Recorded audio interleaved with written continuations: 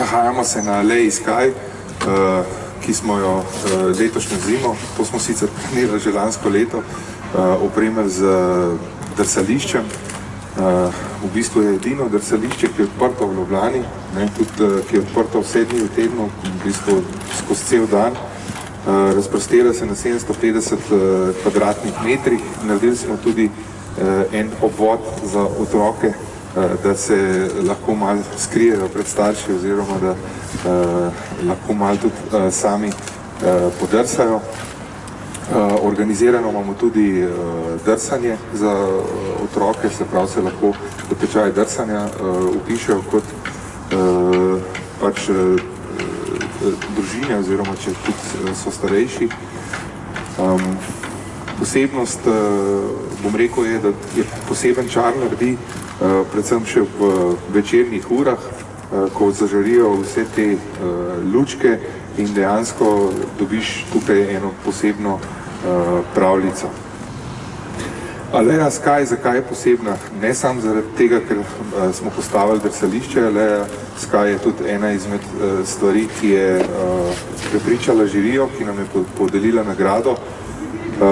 Združuje ne samo nakupovanje, ta center, ampak združuje druženje, tako kot ga imamo mi danes, združuje zabavo. Priredili smo tukaj že marsikatere dogodke, kot recimo kino na prostem, kot so različni dogodki, koncerti.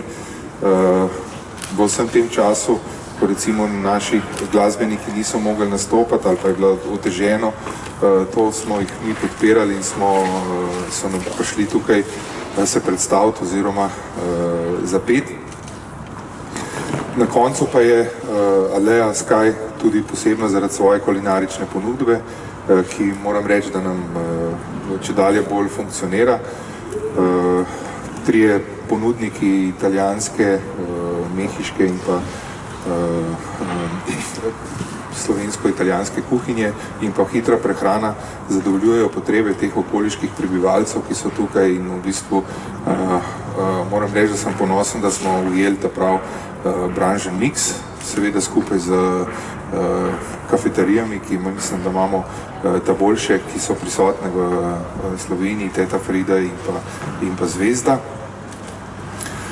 V letošnjem letu smo tudi pred slabim mesecem in pol končno odprli tudi Lollipop, ki se je tako izkazal, da je to tisto, kar otroci rabijo.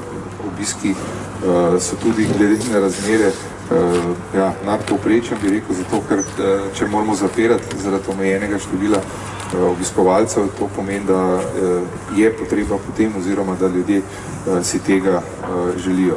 Seveda ves ta čas dajemo velik poudarek na varnost. Smo bili prvi center, ki smo prepeljali te testirne točke sem, prepeljali smo cepilno mesto sem. Danes se vsi grebejo za te cepilna mesta, čeprav interesa trenutno mogoče je malo manjši, ampak lahko vam dam podatek, da je cepilno mesto v Aleji eno izmed boljših v Sloveniji. To pomeni, da je tudi naša prisotnost, naš značaj, marketing in vse skupaj so tudi naredili nekaj na splošnem ozaveščanju prebivalstva, ki je v teh razmerah vsekakor potrebno, da je čim več subjektov v družbi, ki poskrbijo za družbeno odgovorna dejanja. Varnost, kot ste videli, ste vsi preverjeni, ko pridete noter. Jaz rečem, da to zdaj tako zgleda, ker če bi šel čez mejo, a ne še tam te ne pogledajo, vsakega petega mu rečejo osebno izkaznico, pa bi kar rekel, dajte še mene preveriti, ampak nekako to tako zgleda. Moram reči, da so se obiskovalci tega navadili, tudi pritožb skoraj da ni več. Ljudje si to različno razlagajo, ampak na zadnje obvelja to, da je zdravje največ vredno in da moramo kot družba vsi skupaj več narediti za to. Mi delamo na tem, mi stalno razkožujemo vse te stične točke in smo zaradi tega tudi si pridobili certifikat, ki postavlja standarde higiene zelo visoko in smo tudi na to ponosni. Mogoče še beseda dve o krasitvi. okrasitev je podobna kot prejšnje leto, v večini so isti elementi, 300 tisoč lučk, za en tak center je velika številka. Zakaj smo to naredili? Zaradi tega, ker pač glede na samo arhitekturo in vse posebnosti aleje, ki jih ima, je prav, da tudi v tem božičnem času ima nek svoj poseben čar. Teh 300 tisoč lučk je nekako število prebivalcev, ki jih ima Ljubljana, in nekako naša želja je, da za vsakega najde tukaj svojo lučko, ki mu žari in si lahko tem kakšno željo pač zaželi oziroma ga tako ali drugače razveseli.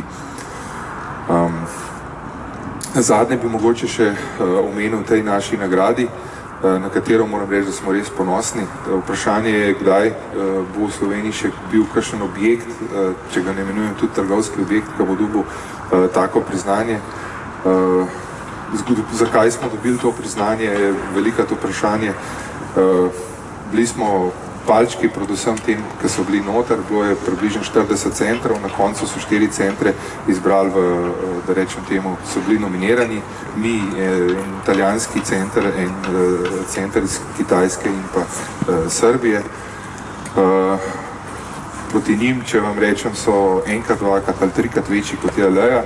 Zakaj smo mi zmagali? Aleja ima dušo, jaz sem to bil prepričan že takrat, ko sem se odločil za ta projekt. Povezali smo ga z mestom, noter smo umestili elemente mesta, Tromostal je, Zelenje, Prešernov trg. To so faktori, ki so na eni strani vplivali, na drugi strani ne samo nakupovanje, ampak vse dejavnosti, ki jih poleg tega izvajamo. In ja, žirija je bila navdušena in bom rekel, da tudi mi sami ali pa naše vodstvo ni bilo čist prepričano v to, jaz sem bil prepričan v to, tudi 14 dni pred tem smo imeli eno združenje, ki se vsako leto dobimo in sem predstavljal Alejo, kako funkcionira in vse skupaj in sem na koncu povedal, da če 14 dni dobimo nagrado, so se mi vsi smejali, potem smo pa res dobili. Jaz mislim, da človek mora verjeti, mora imeti, ali je to verjemi v ljubezen, verjemi v uspeh, verjemi v nekaj moraš verjeti, moraš imeti neke cilje in te cilje moraš zasledovati.